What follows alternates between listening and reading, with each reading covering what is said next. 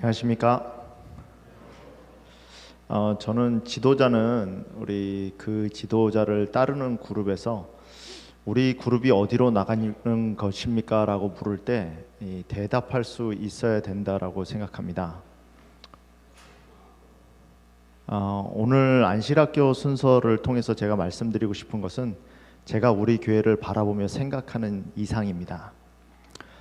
책을 읽다가 그렇게 읽는 문구를 한번 읽은 적이 있습니다. 이 꿈은 좌파처럼 하고 일은 우파처럼 해라. 무슨 뜻인지 좀 감이 잡히십니까? 꿈은, 이상적인 것은 가슴을 불태울 수 있는 꿈을 한 가지 정도는 꾸고 있어야 사람들이 바라보고 따라갈 수 있다는 것이고, 일은 우파적으로 하라는 것은 실질적으로 일을 하는 데 있어서는 상식과 도덕을 갖추고 하라라는 의미로 받아들였습니다. 제가 이 메릴랜드 중앙교회에 와서 한 2년여간 있으면서 우리 교회가 앞으로 이렇게 나아갔으면 좋겠다라는 몇 가지 원칙을 세워봤습니다. 그 원칙을 한 문장으로 좀 만들어 봤는데요. 말씀 위에 세워지고 제자로 훈련되어 복음을 선포하는 공동체라는 문장으로 한번 잡아봤습니다. 이 한 문장 안에 제가 이 교회를 보면서 하나님이 메릴랜드 중앙교회를 하나님의 뜻으로 사용하기 위하여 훈련시키는 과정이 이 안에 담겨 있다고 생각합니다. 여러분, 교회라는 것은 공동체이기도 하지만 개개인이기도 합니다. 제가 메릴랜드 중앙교회를 향해서 이런 꿈을 꾸고 있다는 것은 이 교회가 어떤 성장을 이루고 이 교회가 어떤 모습으로 발전해 나가는 것을 꿈꾼다는 것이 아니라 여러분 개개인을 향해서 제가 바라보는 시선을 가리키는 겁니다. 우리 메릴랜드 중앙교회 개개인이 말씀 위에 세워지고 제자로 훈련되어 복음을 선포하는 공동체를 만드는 것이 제가 꿈으로 생각하는 것입니다. 첫 번째는 우리 교회가 딛고 서는 기초가 무엇이냐는 겁니다. 저는 우리 교회가 딛고 서 있는 기초를 말씀에 놓습니다.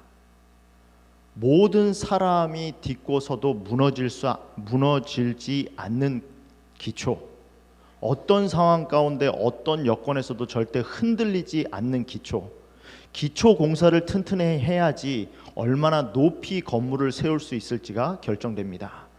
높이 올라가는 나무일수록 뿌리가 깊습니다. 저는 메릴랜드 중앙교회 우리 모든 교우님들이 말씀에 기초할 때, 그리고 그 말씀에 기초하는 예배를 드릴 때 우리의 삶이, 우리의 시간과 공간이 말씀과 예배라는 원칙 위에 세워질 때 우리 교회가, 우리 각자가 하나님이 인도하시는 방향으로 성장할 수 있고 뻗어나갈 수 있다라고 믿습니다. 두 번째는 소그룹과 제자 훈련입니다. 여러분, 예배를 통해서는 신앙적 성장을 이루기가 쉽지 않습니다. 제가 지난주에 한 교회 여지사님과 그 지사님이 지금 속해 있는 소그룹에 관한 이야기를 나눴습니다. 안식일 오후마다 저희 교회는 북클럽이 있습니다. 근데 그 북클럽에서 하는 이야기는 뭐냐면 신앙적인 성경 공부를 하는 게 아닙니다. 그 북클럽을 통해서 자기가 고민하고 갈등하고 있는 신앙의 문제에 대해서 이야기를 나누는 거예요. 여러분, 어카운터빌리티가 없는 신앙생활은 성장이 없습니다. 어카운터빌리티는 예배를 같이 드림으로 생기지 않아요. 내가 속해 있는 신앙 공동체, 조그마한 그룹 안에서 어카운터빌리티가 생깁니다. 내가 그렇게 말을 뱉었을 때, 내가 이렇게 살아야 되는데 그렇게 살지 못했어 라는 말을 뱉었을 때 내 삶의 방향이 글로 가게 되고 그 말을 같이 들은 공동체가 서로를 향한 어카운터빌리티가 됩니다. 다시 말해서 제자 훈련이라는 것은 예수님이 12명을 뽑아서 훈련시킨 이유가 있다라는 거죠. 제자 훈련은 단체로 이루어지지 않습니다.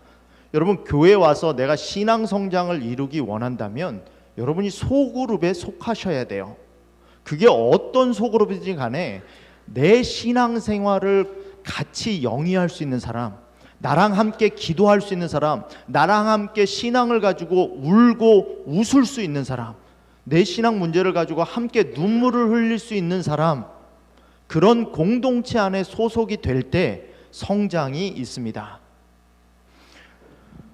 선교부와 함께 그래서 소그룹을 만들어 가고 있습니다. 이 소그룹은 여러분들이 인위적으로 누구는 누구와 소그룹을 하고 이렇게 나누려고 하지 않습니다. 지금 이미 교회 안에 만들어진 소그룹들이 있어요. 북클럽이라든지 성경 읽기 모임이라든지 3040이 오후에 모여서 교과 공부를 토론하는 모임이라든지 아니면 안식일 학교 반도 괜찮습니다. 자기와 뜻이 맞고 정서가 맞는 사람들끼리 모아서 함께 신앙을 나아가고 영위할 수 있도록 소그룹을 통해서 여러분들이 훈련되어질 수 있도록 그렇게 생각하고 있습니다. 세 번째는 목적이 분명한 공동체입니다.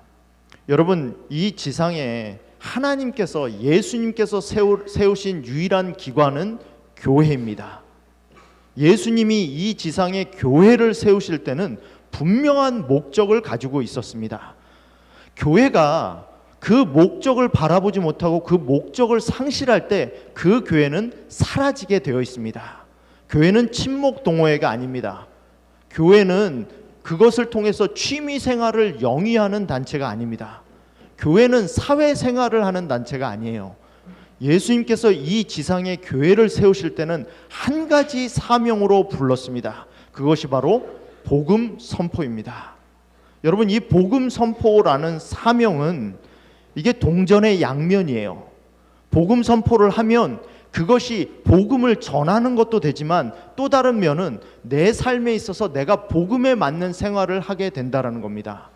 내가 복음을 선포하면서 예수님을 전하면서 예수님 닮지 않은 삶을 살 수 없습니다. 예수님을 전하는 사람은 예수님을 닮은 삶을 살 수밖에 없습니다. 저는 우리 교회가 목적이 분명했으면 좋겠습니다.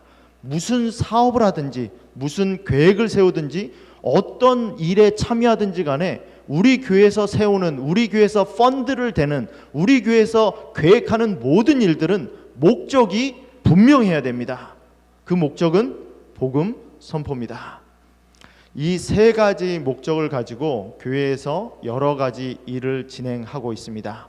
여러분들이 이 일에 대해서 협조해 주시고 이게 좀 우리 교우님들 마음 가운데 한 문장으로 머리 가운데 분명히 새겨졌으면 좋겠습니다. 한번 같이 읽어볼까요? 시작. 말씀 위에 세워지고 제자로 훈련되어 복음을 선포하는 공동체. 우리가 다음 주에는 교회에서 예배가 없습니다. 마운트 에티나에서 예배를 드립니다. 11시에 예배가 시작돼서 저녁 8시까지 프로그램이 있습니다. 그 자리에 참석하셔서 거기서 소그룹에 대한 경험을 같이 하게 될 겁니다. 여러분들이 함께 참석하셔서 비전을 함께 꿈꿀 수 있는 우리가 되기를 바랍니다. 한 가지 좀 당부드리는 것은 저희가 올해에 중동부 지역을 위해서 야영회를 개최합니다. 감사한 것은 우리 장로님들은 이 중동부 야영회를 위해서 이미 한 주일의 휴가를 내시고 한 주일 동안 그것에 헌신하겠다고 작정하시고 대부분의 장로님들이 그렇게 계획을 하고 계십니다.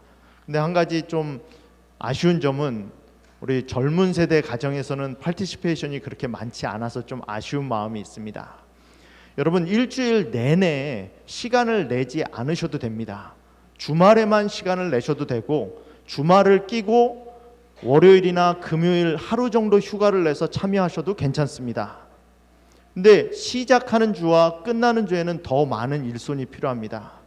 우리 중동부 야영의 각부 임원들 되시는 분들이 여러 교우님들을 찾아가서 그 부서에서 도움이 필요하다고 요청을 합니다.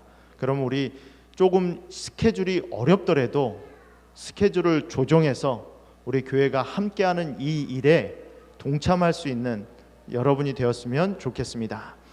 기간이 6월 23일부터 29일입니다. 기간을 좀 마크하시고 여기서 야영장까지의 거리가 3시간밖에 되지 않아요. 그러니까 안식일 오후에 가셨다가 거기서 봉사하시고 월요일 정도, 화요일 정도 휴가 이틀, 하루나 이틀 내서 돌아오셔도 괜찮습니다. 일주일 다 휴가 내지 않아서도 괜찮아요. 꼭 일주일이라 휴가라는 것이 부담이 될 수 있으니까 그렇게 하지 않더라도 여러분들이 마음 가운데 우리 교회가 중동부 지역을 위해서 함께 일하는 이 사업에 좀 시간을 내고 헌신하는 마음으로 동참할 수 있는 우리가 되었으면 좋겠습니다.